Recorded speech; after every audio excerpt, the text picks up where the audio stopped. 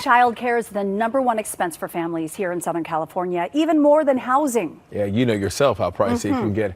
Experts say the pandemic has turned a broken system into a full-blown crisis. Here's CBS 2's Christine Lazar. I contacted every child care from Fontana, Rialto, Rancho, Chino, Upland. Nothing. Everything was like between a 10 to 20 person wait list. When you look at childcare costs, it would be like I would be working just to pay for childcare. Mothers in limbo, parents making minimum wage, struggling to keep the lights on. If you have a child, right, if you're a single adult with a preschooler, you need to be working 103 hours a week.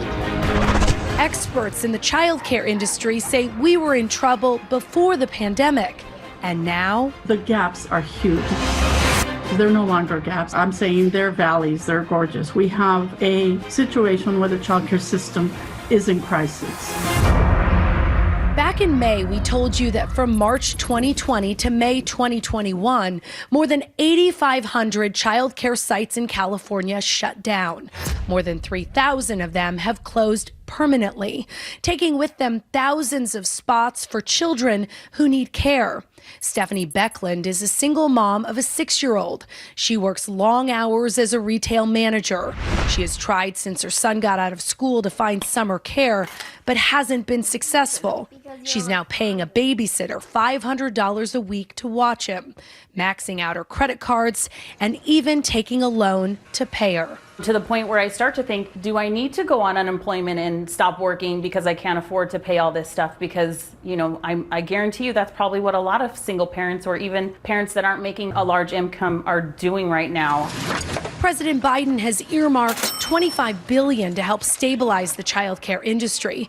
More than $2 billion of that will go to California. Christina Alvarado is the executive director of the Child Care Alliance of Los Angeles. It's a partnership of all the resource and referral agencies in the county. What needs to be done with that money to make this a better situation and less of a crisis for both the care centers and the families who need that care? I think that the whole voucher system needs to be looked at and increased. Currently, child care providers that get money from the state are receiving vouchers at the 2016 market rate. And the median wage for child care workers in California is just $13.43 an hour. So when you think about the minimum wage and trying to raise it to $15, providers are way behind. So what we see is that the child care providers are living in poverty themselves, causing many to find jobs outside the industry. A lot of staff have chosen not to come back. We already had a teacher shortage prior to the pandemic, and now we have even more of a teacher shortage. That's going to keep us from opening classrooms. Researchers at the Insight Center, a national economic justice center based out of Oakland, say there's not enough investment in child care at the state and federal level. And what that has done is that it has made child care expenses grow astronomically and made it unaffordable, quite frankly, for most families, particularly families of color in California. While no one disagrees that we have a child care shortage, Keisha Woods, the executive director of LA County's Head Start program, says often parents don't realize they qualify for aid.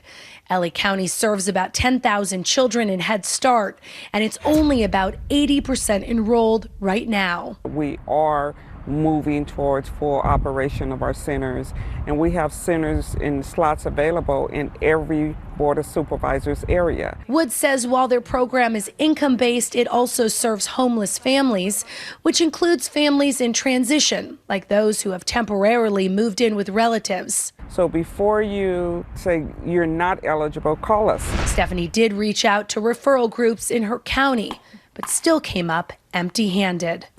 I make too much, but it's kind of hard to say I make too much when I'm literally living paycheck to paycheck.